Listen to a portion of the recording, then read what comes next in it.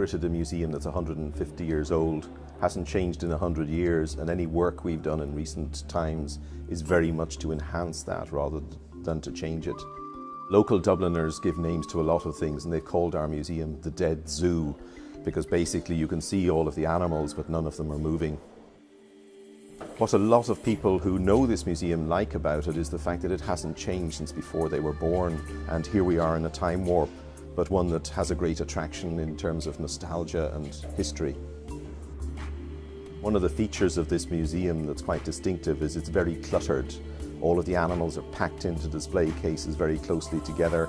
The aim is to get the whole of nature on view.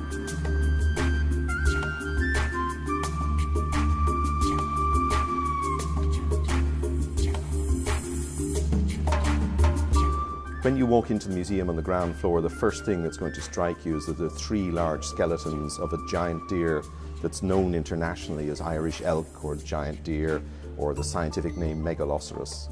And those deer lived here about 11,000 years ago, and these giant animals grew antlers that weighed up to 40 kilos, and they did that every year, and they shed them and grew them again the next year, just to impress females and to fight for control of the herds.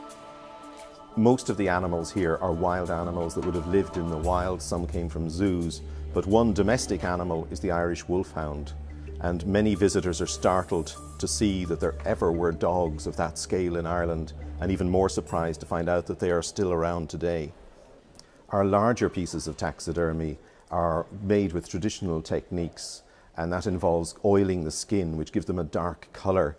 And it's prompted Roddy Doyle, one of our major Dublin authors, to nickname our elephant the Tarmac elephant.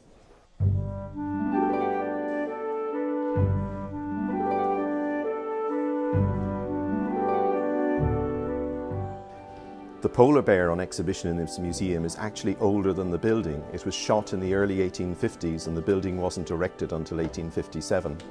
That polar bear was shot by an Irish Arctic explorer, Leopold McClintock, who skinned the animal and brought it back. Well, as well as the very large animals, we also do the very small here, so you can see insects underneath the plastic covers that protect them from fading in sunlight, or you can open drawers and see tarantulas and beetles from river systems and lakes. The Natural History Museum is on the edge of the main shopping district and city centre area of Dublin, so it's easy to walk to and a great place to take the children in particular. It's a travel back in time experience that you won't get in every city.